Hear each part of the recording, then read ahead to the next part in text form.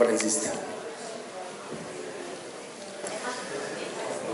Amigos y amigas, damos un paso luego de la fabulosa, maravillosa presentación que nos hizo José Óscar Veoso, y me acaba de comunicar Carlos que él va a retomar la perspectiva de otro gran maestro nuestro, Carlos Mesters, esta energía del espíritu. Reforma de la Iglesia con la energía del espíritu en el corazón de nuestros pueblos. Esa es la perspectiva que nos presentará Carlos. Y lo hace con algo que es muy característico de Carlos, que él trabaja en asuntos de largo aliento, en procesos largos, y no solo en lo inmediato y coyuntural. Él es el que dirige en el Centro Manuel Larraín, en Santiago de Chile, el proceso de investigación y de publicaciones que se está llevando a cabo, donde también participa Virginia Scuy y otras personas más. Y él mismo ahora investiga perspectivas en torno al Vaticano II. Él viene de Córdoba.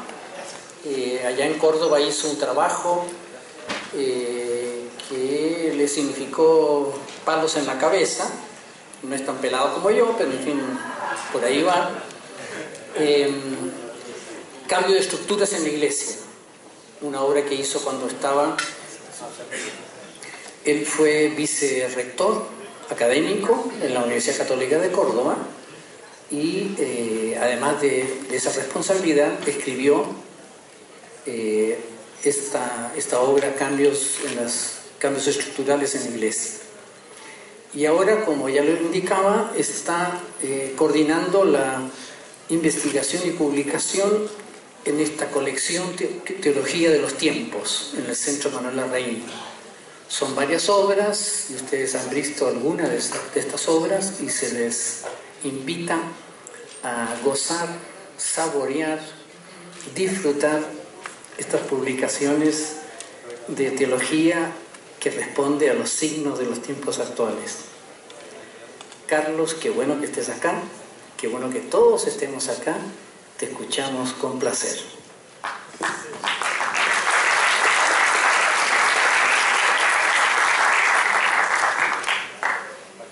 Bueno, muchas gracias a las personas organizadoras, a Merindia y a cada una de las personas que están trabajando en esto. Para preparar esta reflexión me ocupé de mirar también cuáles eran los títulos de las otras ponencias y cosas de tratar de no repetir y brindarles algunas reflexiones que puedan ser útiles. Ante todo, lo que primero quiero decirles es que con ese título uno podría sentirse libre para hablar casi de cualquier tema. Como han pasado en otras circunstancias, se trata de un título muy amplio y por tanto admite las más diversas consideraciones, ¿no? Una primera idea introductoria. La noción de reforma en un sentido amplio, con un título de una serie de artículos de Congar, incluye dos aspectos inseparables, complementarios: una renovación del espíritu, en la parte del título de Congar, y, es decir, una vuelta al Evangelio que transforma las formas de vida, y una reforma de la institución que traduce en las estructuras eclesiales, incluso en la organización jurídica, el proceso personal y comunitario de conversión a los valores y criterios del reino. En el Congreso de Teología de Montevideo, organizado por Amerindia, presenté un texto que aquí no quiero repetir, pero que es complementario a lo que voy a hacer ahora, y que me interesaría mostrárselos porque considero que ese texto y este son complementarios. De paso digo, paréntesis, ustedes van a tener el texto, por tanto yo no lo voy a leer, aunque los universitarios tendemos a leer porque buscamos precisión, pero prefiero no leerlo. Ustedes van a tener este texto y el otro está publicado. ¿Qué hice en Montevideo que ahora no voy a hacer, pero que podría ser oportuno aquí? Presenté un texto dividido allí, como ustedes lo ven, en tres partes. El primero, teológico, en torno a la noción de sinodalidad, como una categoría hoy reivindicada, que tiene muy buenas razones, bíblicas, históricas, teológicas, ecuménicas, interdisciplinares, para poder ser una categoría actual que recoja la iglesia que debe ser a la altura de nuestro tiempo, a la luz del Vaticano II, etc. En el segundo momento me metí, el texto está publicado ya por Amerindia, en el segundo momento me metí en un asunto intentando hacer un diagnóstico lo más preciso posible y con el mayor consenso posible. Por eso, a la hora de argumentar, para ese consenso, acudí a autores que reconocen las distintas líneas eclesiales. No acudí tanto a autores discutidos, sino más bien a autoridades modernas, conciliares, teológicas, que personas pertenecientes a distintas corrientes en la Iglesia le otorgan autoridad, ¿no? Y quería allí tocar el núcleo de lo que necesita una reforma estructural. Naturalmente, entonces ahí hay un poco de historia de la eclesiología que finalmente desemboca en la noción de autoridad. Sustancialmente, la Iglesia tiene una organización estructural que responde a ideas pasadas de la concepción política constitucional europea. Está desfasada un par de siglos, ni más ni menos, ¿no? Y en el último punto, allí donde hablo de los pecados estructurales, reformas estructurales, porque quería subrayar también un aspecto que a veces en nuestras perspectivas consideramos secundarios, y es que la Iglesia en su organización no puede ser una sociedad premoderna. Las sociedades modernas no dejan a la voluntad de sus líderes o presidentes los procesos de participación. Por tanto, todos los procesos de renovación evangélica, vuelta a las pobres, etc., tienen que traducirse en estructuras jurídicas. Si no, estamos un par de siglos atrás, ¿no? Y no hay reglas de juego que defiendan los derechos de laicos y laicas, por ejemplo, en procesos de participación, etc. Aquí es uno de los problemas de la eclesiología del posconcilio, la falta de relación. Hemos dejado el derecho canónico a los conservadores y queremos reformar la estructura de la Iglesia. No, tenemos que... Libanio expuso esto brevemente en un párrafo que está publicado también en el Congreso de 2012.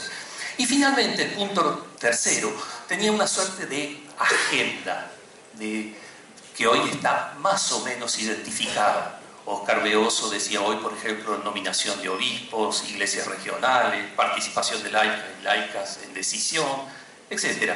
Conferencias episcopales, probables patriarcados u otras formas regionales de eclesiología en el futuro, etc. Se trata de una agenda muy amplia donde cada uno de los puntos tiene una evolución precisa y debe dar nuevos pasos. Algunos de ellos confiamos en que se realicen durante este pontificado, ¿no?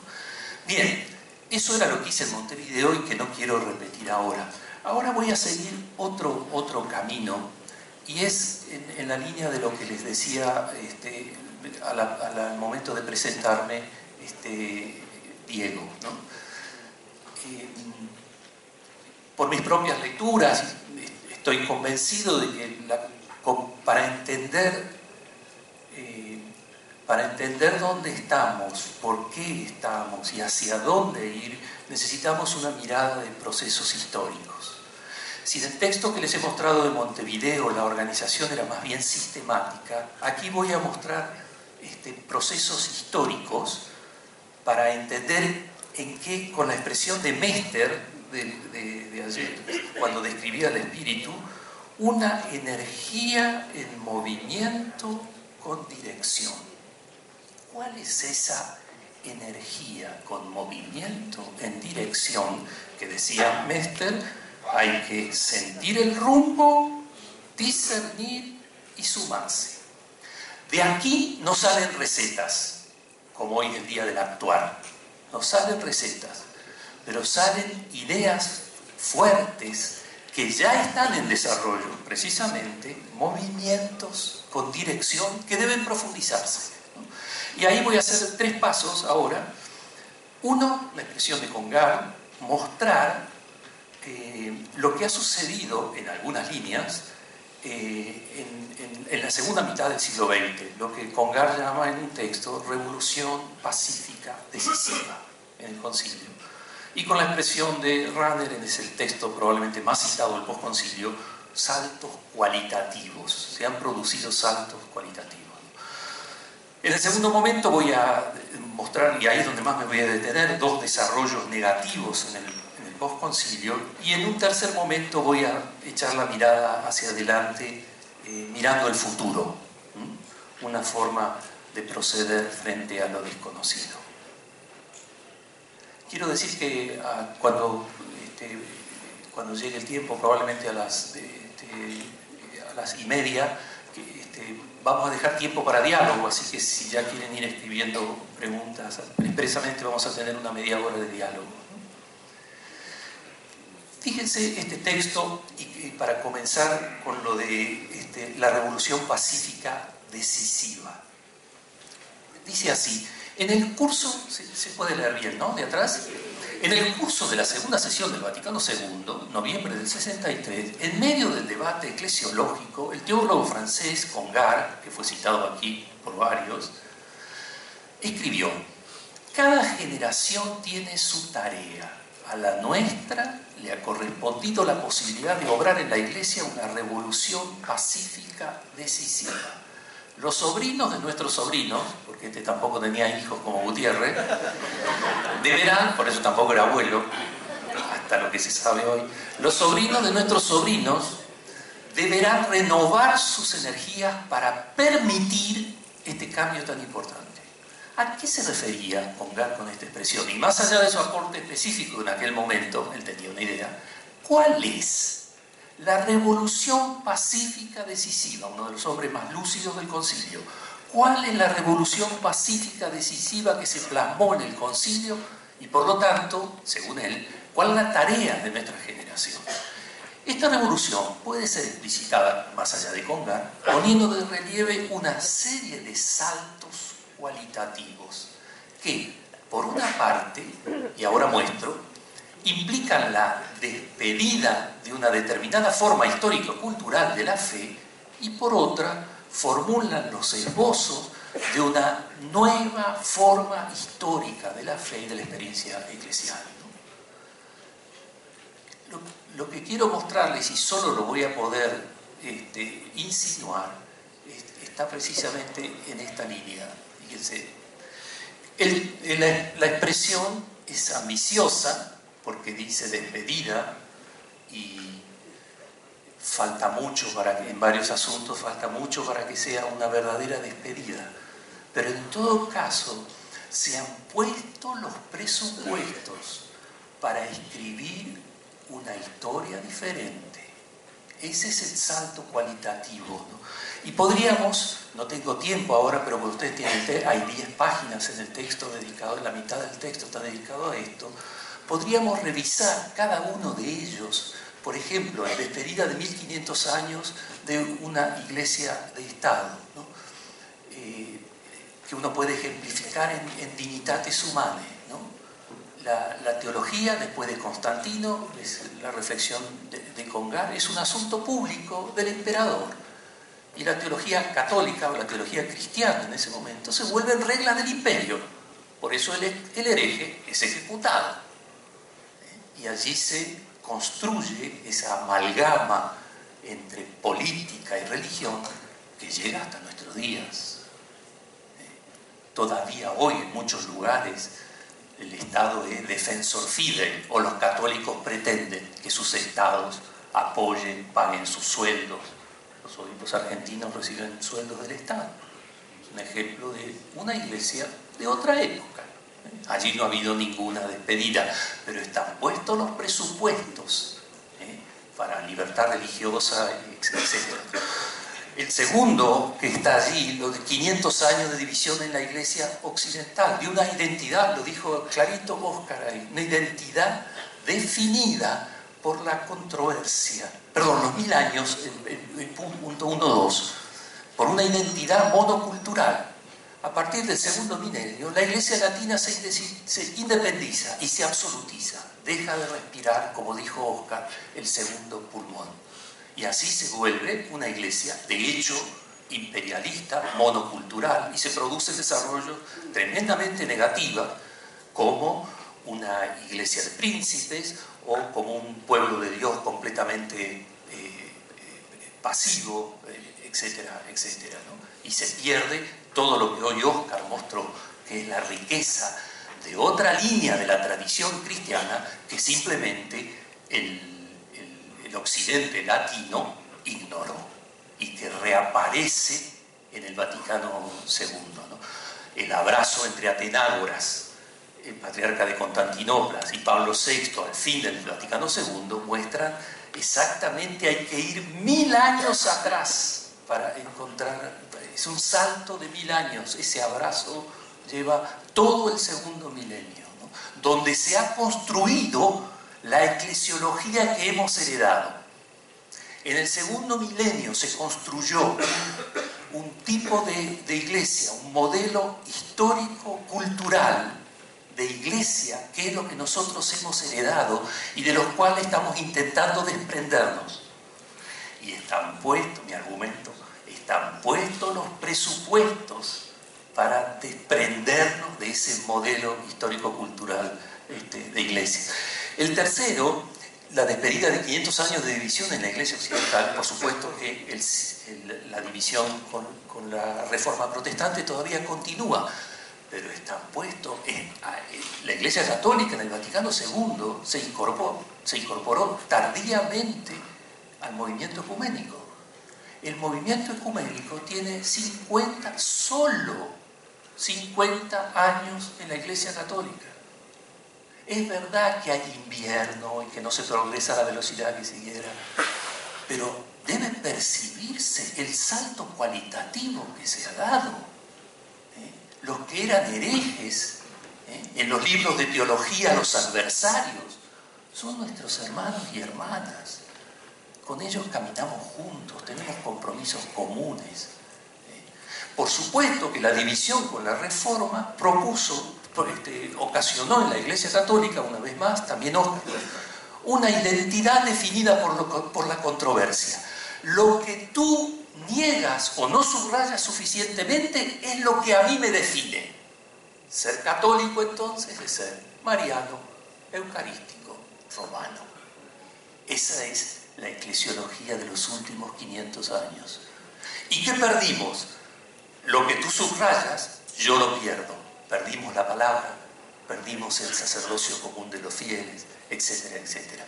Podría mostrarles con los textos del concilio cómo se revierte exactamente, punto por punto, esa problemática. Y de qué manera el Vaticano II sale de una identidad basada en la controversia y acoge las grandes ideas de la Reforma. Ante todo, la Biblia, el gran hecho, como ha dicho Oscar, y voy a volver sobre él, la Biblia en las manos de la gente, probablemente la gran revolución de América Latina, como se ha dicho aquí, ¿no? Y luego, un punto 4, despedida de una identidad ahistórica y de rechazo a la modernidad. Aquí no hay duda de ese rechazo a la modernidad. Podríamos tomar varios puntos del concilio para mostrar cómo se produce una corrección de rumbo y un salto cualitativo. Por ejemplo, cuando se asume la agenda de derechos humanos, o cuando se afirma la radicalidad histórica de la Iglesia, ¿no? O la distinta forma de afrontar, piensen ustedes, el número sobre la libertad en Gaudium et Spes, o el tema de la conciencia. Son todos temas de la modernidad que están asumidos e incorporados porque al final terminan siendo también ideas que la tradición católica olvidó, pero que están en su germen o en cierto desarrollo en el mismo Evangelio de Jesús, ¿no? En el punto quinto podría mostrarse claramente lo que les he dicho de ese proceso de una iglesia, como lo llamó Congar, jerarcológica e institucional, ¿no? Donde es la iglesia que todavía hoy tenemos, ¿no? Y ahí hay una serie de temas. En el concilio la gran batalla fue la colegialidad, ¿eh? Al obispo de Roma, el concilio no usa la expresión obispo de Roma, ¿eh? Fíjense el desarrollo postconciliar. Un papa, una década después, se da un nombre que todavía el concilio no alcanzó a dar. Es una energía en movimiento.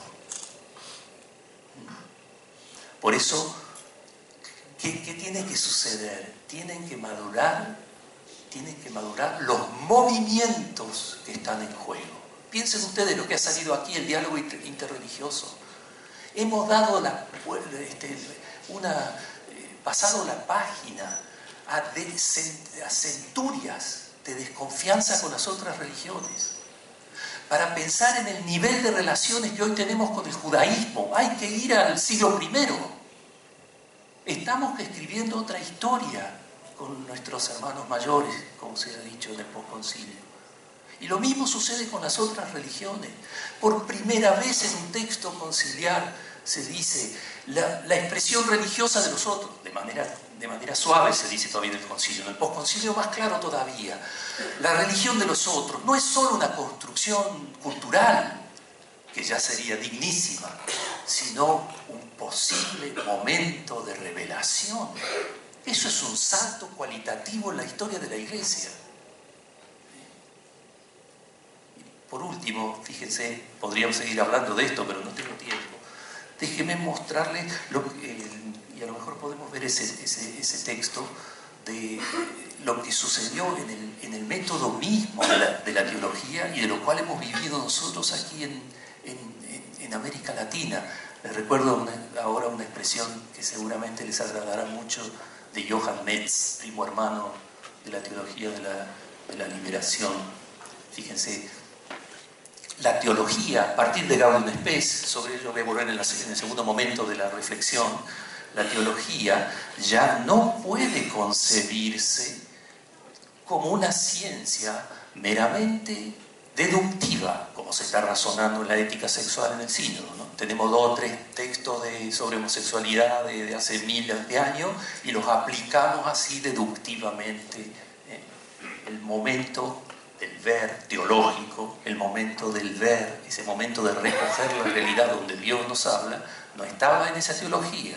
Es un momento nuevo de la teología en la historia de la Iglesia. Los que estudian método en la historia de la Iglesia ven que aquí hay un salto cualitativo en la forma como razona esta ciencia,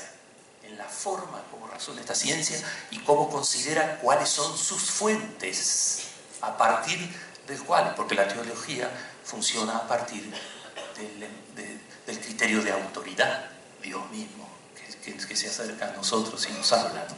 La teología no puede ya concebirse como una ciencia meramente deductiva, sino más bien animada por un método inductivo, deductivo, dialéctico, que hace de ella una reflexión creyente constitutivamente interdisciplinar, histórica y socialmente contextuada, en el horizonte de la razón práctica, bajo el reconocimiento incondicional de la autoridad de los que sufren, que implica una toma de partido a favor de los débiles e irrelevantes. ¿Recuerdan la expresión de Metz? ¿Quién hace teología? ¿Cuándo? ¿Dónde? ¿Y para quién? No son hoy preguntas complementarias, sino constitutivas de la teología. Eso es reflexionado, es una novedad del método teológico en la época postconciliar. Quien dice que no pasó nada no entiende lo que pasó, es simplemente un ignorante. Y el que dice que la doctrina no puede ser cambiada, como repiten en el sínodo, simplemente es un ignorante, ¿no? La reformulación de hasta el Papa ha tenido que decir esa frase para suavizar que no está dañando, como si la doctrina no pudiera cambiar. Miren si no cambió. En el tema de libertad religiosa hay una expresa corrección de rumbo, así, así. La reformulación de Gutiérrez al inicio de los años 70 ha sido pionera y ejemplar. Definió la tarea teológica como una reflexión crítica de la praxis histórica a la luz de la palabra. La teología, como bien saben, un acto segundo.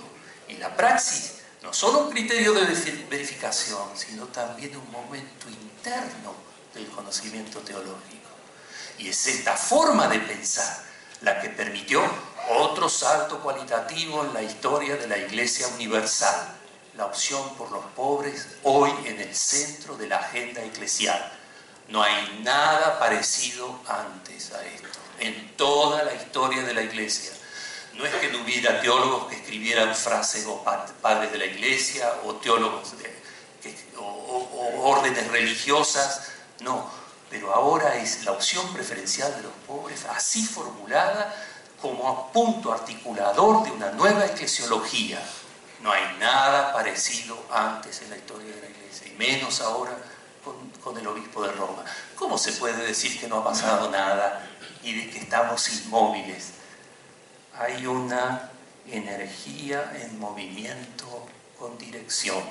Mester, sentir el rumbo, olfatearlo, discernir y sumarse. Bien, hasta allí por supuesto que esto daría para más, pero no tengo tiempo para eso, ¿no? Voy a la segunda parte de la reflexión, y aquí quiero mostrarles un poquito como la contracara de los desarrollos negativos en el postconcilio, ¿no?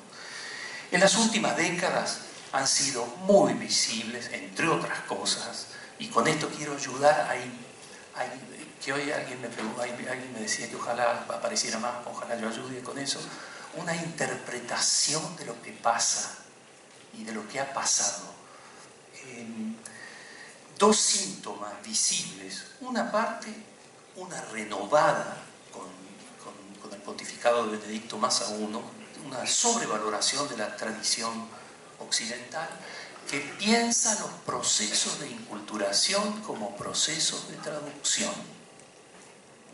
Traducción de la tradición latina, ¿no? Y por otra, un nuevo intento de centralización romana. El renovado propósito de europeización de la Iglesia, esto se puede verificar en una cantidad de asuntos, ¿no? En la forma como se privilegiaron argumentaciones, en las personas que se eligieron, en la agenda general. Y quizá esto alcanzó su lugar más visible años atrás en lo que se programó como la reforma de la reforma litúrgica. Corríamos riesgos de volver a celebrar de espaldas al pueblo. Por convicción personal, Ratzinger hubiera dado ese paso. ¿Qué pasó con Francisco? Eso se cayó sin que nadie lo invitara al velorio, como decía. Y un segundo síntoma, el tema de la centralización romana. En estos años se han publicado una cantidad enorme de documentos, porque una de las características de estos años, es que se ha ampliado el campo de la enseñanza del magisterio romano, y además el esfuerzo por la vinculación de estas afirmaciones, o sea, ampliar el campo del magisterio y de la obligatoriedad para los fieles y para los teólogos y teólogas, ¿no? Y por eso, aunque han salido una cantidad de documentos muy diversos sobre la prioridad de las iglesias universales sobre las iglesias particulares, la instrucción sobre los sínodos diocesanos, la colaboración de los fieles laicos del ministerio de los sacerdotes, la naturaleza de las conferencias episcopales, el uso de la lengua vernácula en la liturgia, tomen el texto que quieran, tienen en común una línea, que es la desvalorización de las iglesias locales, de los obispos diocesanos y de la participación o de la vida de los fieles. Una reforma de la Iglesia en este punto supone una relectura de todos estos textos desde una nueva perspectiva. Desgraciadamente hace falta un par de papados para hacer esto. Y tratándose de una reunión de teología, hay un punto sobre el cual quiero detenerme, ¿no? Ni siquiera, me gustaría más leerlo por la precisión, pero no lo voy a hacer en beneficio de ustedes. Ni siquiera la opinión pública eclesial está informada de la cantidad de teólogos y teólogas y de instituciones teológicas que en estos años han recibido medidas, coerciones, quitas de palabra por parte de las congregaciones romanas. Ni siquiera la opinión pública está informada de esto. Algunas características, es un método de quita de la palabra, no lo hagamos nosotros. Pero es un sistema que ha sido aplicado con la gente que no estaba de acuerdo en la forma de su gobierno, ¿no? Nadie puede negar que los que se dedican a la teología tienen que ser responsables frente al pueblo de Dios, a sus legítimos pastores y en armonía con la tradición de la Iglesia, en sentido diacrónico y sincrónico, etc. Pero aquí ha estado en funcionamiento un sistema distinto que tiene, a mi modo de ver, por lo menos dos características que quiero subrayar. El primero es que estos procesos se han realizado de una manera poco respetuosa de las mismas instancias diocesanas. A veces en contra de las mismas conferencias episcopales, donde secretarios de congregaciones, sin ningún problema, le decían con detalle a los obispos lo que debían hacer, con un lenguaje muy educado, un verdadero atropello, una unilateralidad eclesiológica. Y segundo, una segunda característica es la característica colonialista de la política, porque como lo dijo ayer Gutiérrez, las mismas frases que escribían teólogos europeos, escritas por teólogos latinoamericanos, aquí tenían efectos de quita de la palabra, mientras allá seguían conversando. ¿Qué le pasó a los teólogos y teólogas alemanes que firmaron el manifiesto hace unos años, ese manifiesto de protesta por reforma de la Iglesia? Nada a ninguno. Si una latinoamericana hubiera firmado ese texto, no podría estar accediendo a una clase de teología en una universidad pontificia. Colonialismo. Ha estado vigente un sistema de exportación de un modelo cultural de iglesia que contradice las evoluciones que hemos estado viendo propias del Concilio Vaticano II. La ventaja en este punto fue una que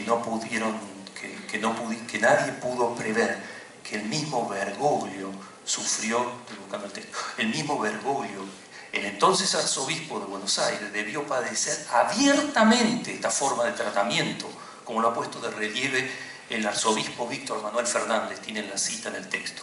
Advirtió Bergoglio, Francisco, el doble estándar en la forma de conducir los procesos.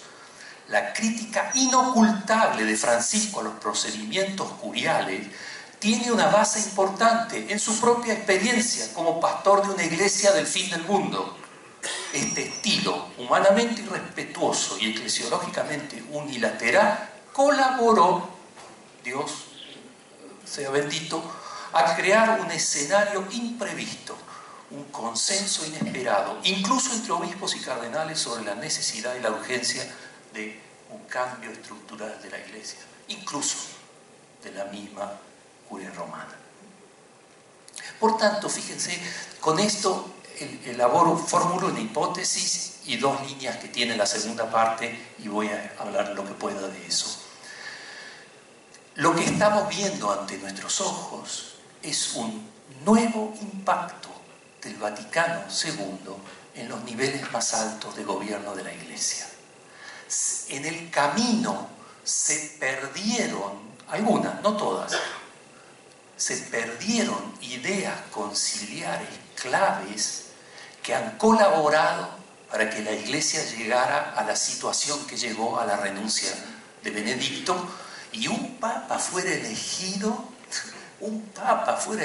con la tarea de reformar la Iglesia. Los que escribieron por años de que este era un tema importante en la Iglesia, jamás pudieron soñar que los cardenales se reunieran y dijeran que un tema central era la reforma de la Iglesia, incluida la curia romana. Se creían el centro de la solución y son al menos parte del problema. Al menos. Afortunadamente hay buenas ideas, porque con hay instituciones casi irreformables. La Iglesia tiene muchas razones para no reformarse, y a veces buenas. Una enorme tradición que no puede ser tirada por la borda. La reforma de la curia ha sido particularmente resistente a los procesos de reforma. Y las reformas han sido siempre en sentido aditivo. Se suma una nueva congregación, un nuevo pontificio consejo, que tiene que producir nuevas reuniones y nuevos documentos. En cambio, lo que hay que hacer ahora es una reforma teológica de la curia romana, para ponerla en una dinámica pastoral de salida misionera al servicio de los obispos y de las iglesias diocesanas y de los procesos sinodales regionales y de los procesos de inculturación. Eso es. Por eso una de las tareas sería, me animo a decirte una frase rápida, poner la curia romana no solo bajo el Papa, sino bajo una estructura colegial, sinodal, para que responda a la Iglesia y al episcopado como sujeto del gobierno universal.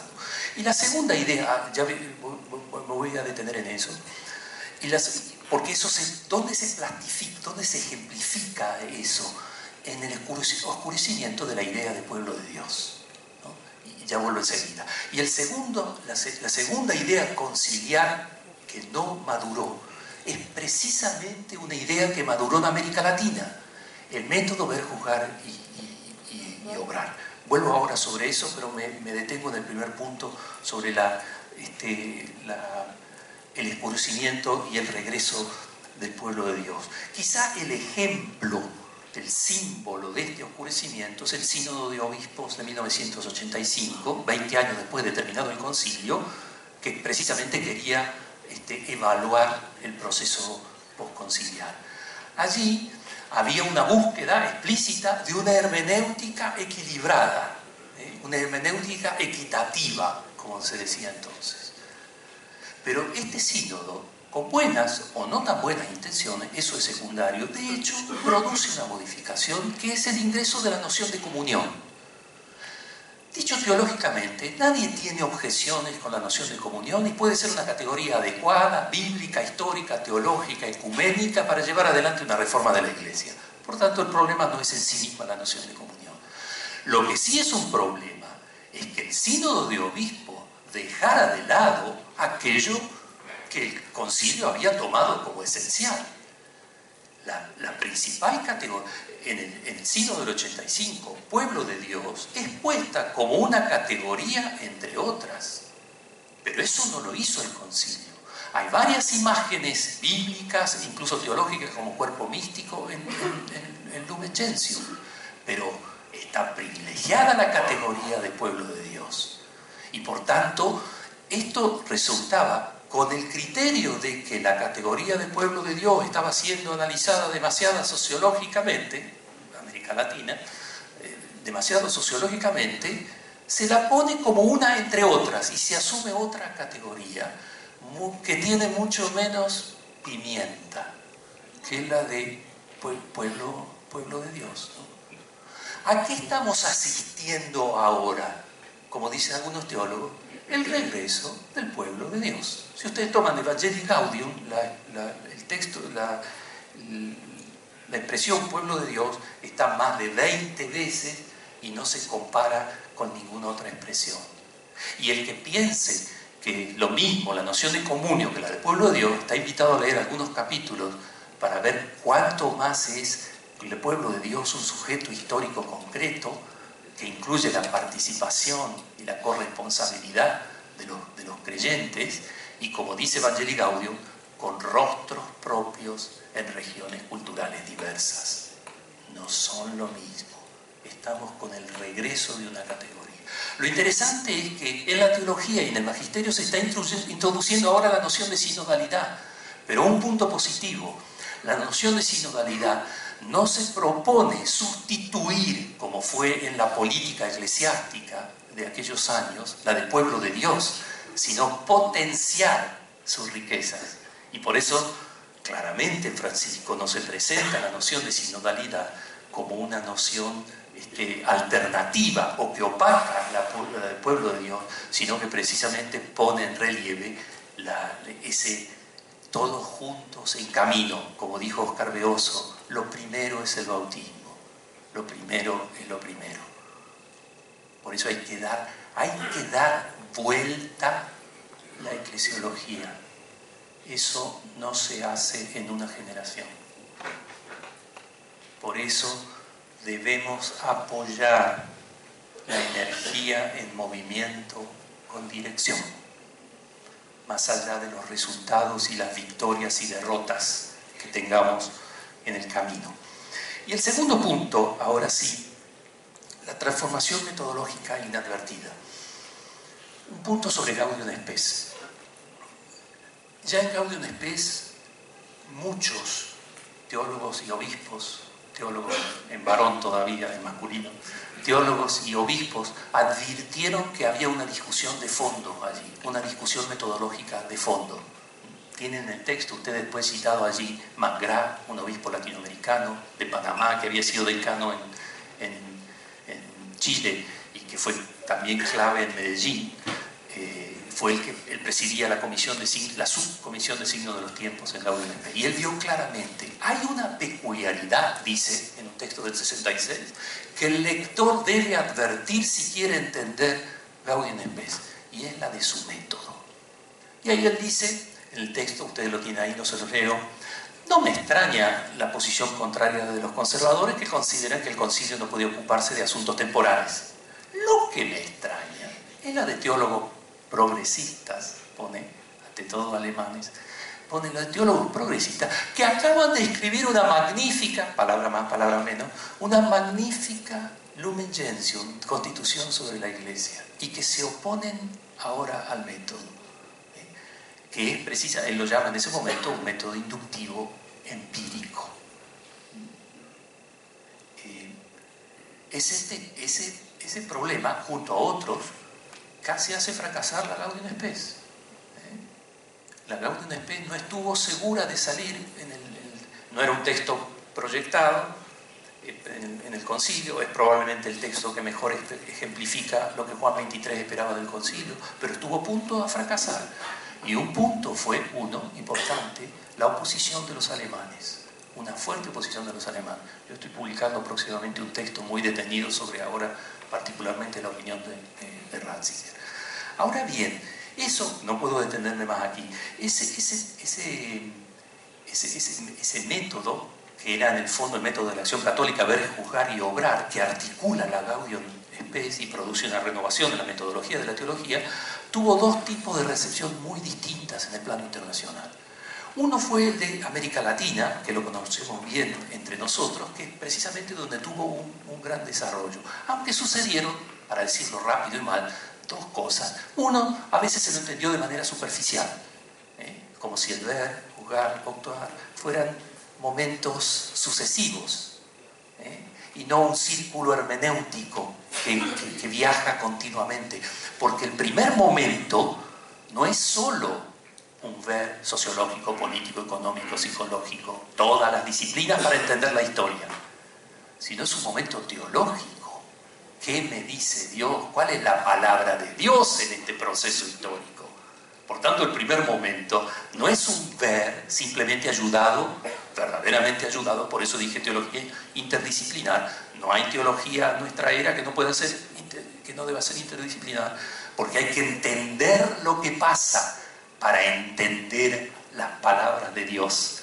¿Por dónde vamos? Tenemos que entender los procesos históricos con la ayuda de todas las ciencias y de todas las voces, pero finalmente en las voces humanas, escuchar la voz de Dios.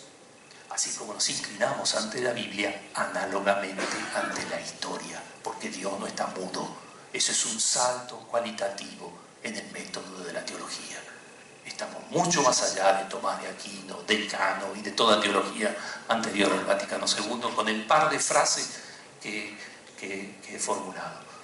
Pero una segunda cosa ocurrió visiblemente, y es que, lo saben muy bien los que son mayores a mí y han tenido participación, es que este método fue sistemáticamente combatido, indiscutido en Medellín, fue siempre problemático en Puebla, porque se quería volver a un proceso deductivo, donde ya se tienen las ideas adquiridas y se aplican a la situación de una manera deductiva. Solo con un poquito de sociología, se ve cómo se adapta el mensaje a la nueva situación. Se traduce la propia tradición, no se la ayorna. Los dos movimientos conciliares. ¿Cómo pienso yo mi identidad? A partir de mi propia tradición, ressourcement, a partir de mis propias fuentes de mi tradición, desde Jesús de Nazaret y desde Adán para aquí, y Eva, desde Dios, de mi propia tradición, pero también desde el hoy, desde el otro y la otra, desde todas las alteridades. Es ese doble movimiento del cual surge una nueva identidad. Y no solo un movimiento a partir de recuperación de la propia tradición. No es casualidad, porque no son tontos, no es casualidad que en América Latina, en todas las conferencias, este método haya tenido problemas. Porque hay que hacerse cargo de la realidad. Lo dice hace poquito un discurso del Papa. Hay que hacerse cargo de la realidad. Y más aún, teológicamente, como una posible palabra de Dios, necesitada de un discernimiento, porque no hay que llamar espíritu a todos los espíritus y a todos los movimientos, ¿no? Ahora, esa idea que en América Latina produjo tanto, y la misma teología de la liberación es un efecto en eso, siguió un camino completamente distinto en Alemania, que continuó en la misma línea a lo que se había mostrado en el concilio. Hay trabajos sobre esto, ahora no tengo tiempo de citarlos, pero en textos míos podrán encontrar los lugares donde esto traído. Y naturalmente es muy importante la posición de Ratzinger. Ahora se han publicado textos de él que estaban inéditos de su trabajo en el concilio como perito, y él tuvo una parte activa en Gaudium et Spes. Y sus posiciones, para ser con matices, la verdad está en los matices, para ser matizado, a veces su posición es una crítica concreta a cómo está construida la Constitución, lo cual era legítimo y muchos tenían esa impresión, y otras una crítica radical al método. Déjenme decírselo breve y aparentemente superficial, pero se va a publicar un artículo muy detallado donde podría mostrarles esto con falta en Ratzinger, y esto no se modificó después, falta en Ratzinger una conciencia significativa de esta transformación en el método de la teología, o más aún una oposición a esta transformación teológica. Ahora bien, ese método, esa forma de pensar, de trabajar, de pensar la fe, que legitimó en el pensar teológico el recoger la propia historia, porque nos puso al ver, nos puso frente a nuestra propia historia. Entonces tomamos conciencia histórica a partir de Medellín, y además nos hizo valorar teológicamente los otros sujetos, las otras personas. Toda alteridad cultural le da una categoría teológica e incorpora toda alteridad al momento del pensar, y por tanto es un salto cualitativo. Nadie puede dar clase hoy de teología solo pensando en la Biblia, en la tradición de la Iglesia, en el magisterio, y no haciendo un análisis de la situación cultural, de las experiencias humanas. Porque si va a la Biblia a buscar la palabra de Dios, también debe ir a la historia para encontrar una palabra de Dios que Dios nunca le dirá en la Biblia, sino que solo se la dirá si escucha al ateo, al que no cree, al que me persigue, como dice Gaudium et Spes. Ese tiene una palabra teológica para la Iglesia. Por eso, fíjense, no tengo más tiempo, pero de aquí se deducen diversos tipos de identidades personales y eclesiales. Lo que ha gobernado la Iglesia en estas décadas es este tipo de identidades eclesiales que son un desarrollo de la propia mismidad. Valoran mucho su propia tradición, no tienen conciencia de alteridad, no han valorado el salto cualitativo que permite otorgar valor teológico a la experiencia, al razonamiento, a la tradición del otro, persona, cultura, religión. Y por eso lo que estamos viendo es la, hasta ahora, exportación de un sistema cultural de cristianismo. Eso es lo que hemos estado viendo hasta hace poco. ¿Qué lleva Francisco a Roma? Sin darse cuenta, porque no tiene idea. En Ratzinger hay una reflexión sobre la hermenéutica del Vaticano II, en Francisco no. Él lleva en el ADN latinoamericano un hacerse cargo de la realidad. Y que eso tiene un valor teológico. Y aunque no pueda hacer, y no la hace, y cualquier texto que aparezca es porque alguien se lo escribe, aunque él no hace una interpretación del concilio, lleva consigo esta tradición que se remonta a Gaudium Spes, diríamos así, que se remonta a Gaudium Spes y que ha producido tanto fruto en América Latina.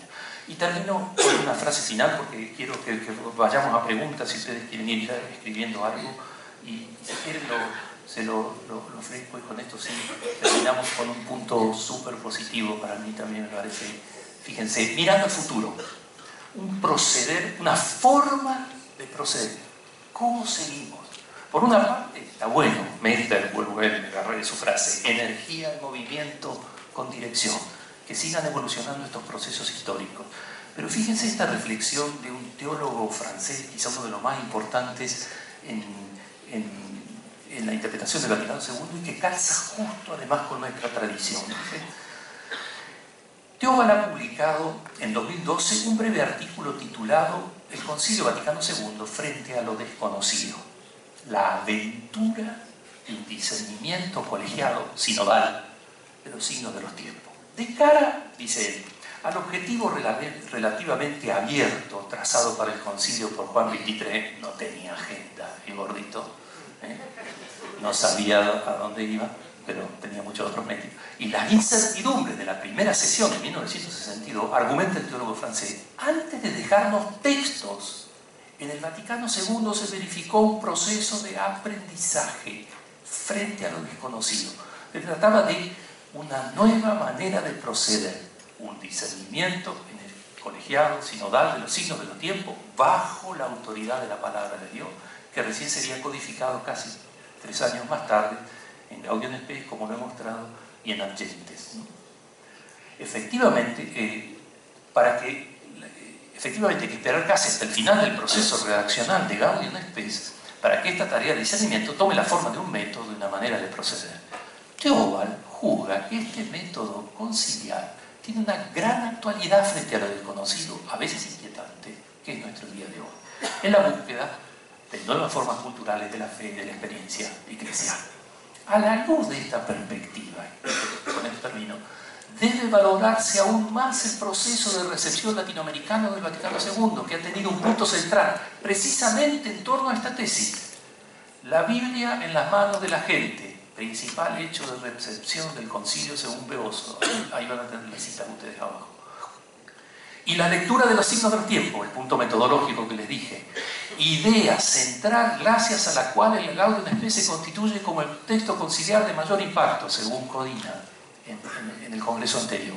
Y esta doble escucha, o uno podría decir una única escucha, la palabra que habla por distintos lugares, por distintos agentes de transmisión, y lectura concretada no de manera independiente o sucesiva, sino en un círculo hermenéutico continuo, aunque a veces no haya sido suficientemente explicitado y fundado. Este modo de proceder posibilitó un proceso de madurez, como dice Gutiérrez en el texto del 85, que colaboró a dar origen a una identidad en cierto modo nueva en la historia de la Iglesia, la figura eclesial latinoamericana postconciliar. Precisamente en esta forma de proceder, en las ideas y experiencias que hemos madurado en estas décadas, están contenidas algunas de las claves para nuestros pasos futuros, para una reforma eclesial a partir del espíritu. Es un método que deja hablar al espíritu. Eso es Gaudium et Spes, ese es el método latinoamericano, a la escucha del espíritu en todas sus palabras, hable donde hable, persona, cultura o religión, para una reforma eclesial a partir del espíritu activo en el corazón de las personas y de los pueblos. Muchas gracias.